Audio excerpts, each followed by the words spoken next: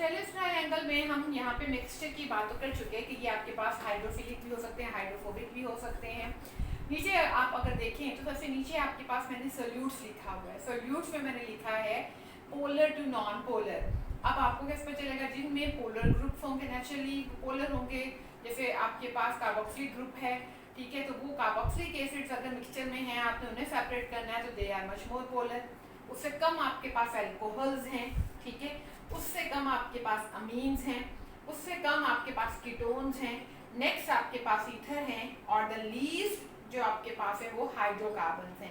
तो सो हम कह सकते हैं कि हाइड्रोकार्बन हाइड्रोफोबिक हैं और आपके पास जो है कार्बोक्सिलिक एसिड्स जो हैं वो हाइड्रोफिलिक हैं। ये दो एक्सट्रीम कंडीशंस हैं, बाकी सोल्यूट्स इनके दरमियान एग्जिस्ट करते हैं। ओके, अब आ जाए आप ग्रीन लाइन स्टेरिक ट्रायंगल में देखें तो स्टेरिक ट्रायंगल के अंदर ये ग्रीन मैंने एरो शो किया है, ये है adsorbent activity.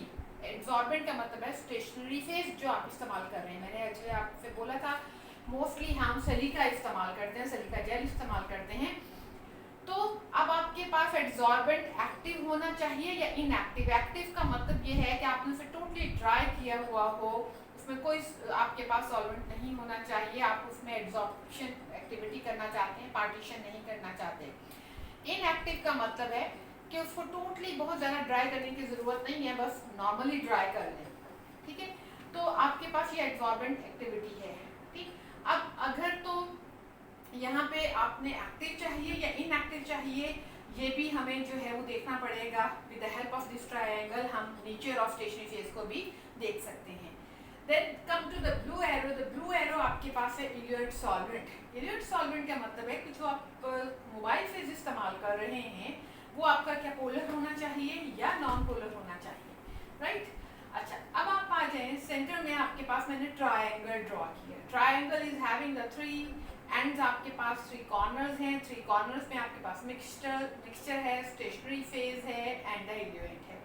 You can see in the centre arrow, you just have to rotate it. बिल्कुल जैसे आप आपके पास जो है जब आप मोस्टली गेम खेल रहे होते हैं, आप कहते हैं जी एरो जिसकी तरफ जाएगा वहाँ पे वही बंदा जो है परफॉर्म करेगा, ठीक है। तो हम इस एरो को घुमाते हैं। अब एरो को घुमाना यहाँ आपके अपने बस में है, यानी कि आपने यहाँ पे एरो को घुमाते हुए, इस ट्रायंगल को घुमाते हुए ऐसे देखना है कि मिक्सचर जो है अगर तो हाइड्रोफिलिक है तो आप हाइड्रोफिलिक की तरफ रखेंगे, अगर मिक्सचर आपका हाइड्रोफोबिक है तो आप मिक्सचर एंड को हाइड्रोफोबिक की तरफ रखेंगे।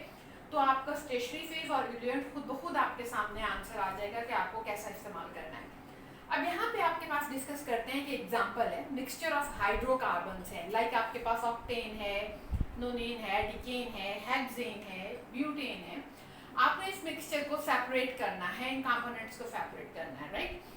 अब आपका ये मिक्सचर क्या है? नॉन पोलर है। नीचे आप देखें, आपको साफ पता चल रहा है कि हाइड्रोकार्बन जो है वो नॉन पोलर इन नेचर है। तो जब हम रोटेट करेंगे तो ये जो मिक्सचर है, इस मिक्सचर को रोटेट करते हुए हम इधर ले आएंगे तो इल्यूट इधर चला जाएगा और स्टेशनरी फेज जो है वो इधर आ जाएगा। तो इसका मतलब ये हुआ कि अगर आपका मिक्सचर जो है वो हाइड्रोफोबिक है तो आपका जो एड्सॉर्बेंट है या जो आपका स्टेशनरी फेज है वो एक्टिव होना चाहिए, और आपका जो मोबाइल फेज है वो नॉन पोलर होना चाहिए। एक very important thing that you have to keep in mind कि whatever is the nature of the solute you want to separate, the same should be the nature of the mobile phase. So again it's very clear from this example we can easily separate this one. And अगर अब आपके पास जो है वो mixture of alcohols है तो हम कैसे separate करेंगे?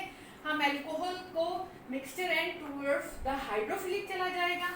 जब हाइड्रोफिलिक तो स्टेशनरी फेज किधर आ जाएगा? जाहिर है वो इनएक्टिव, और आपके पास मोबाइल फेज क्या होना चाहिए? पोलर। नेचुरली अल्कोहल पोलर है तो पोलर से सेपरेट करेंगे। This is all about today. Okay, अल्लाह हाफिज़।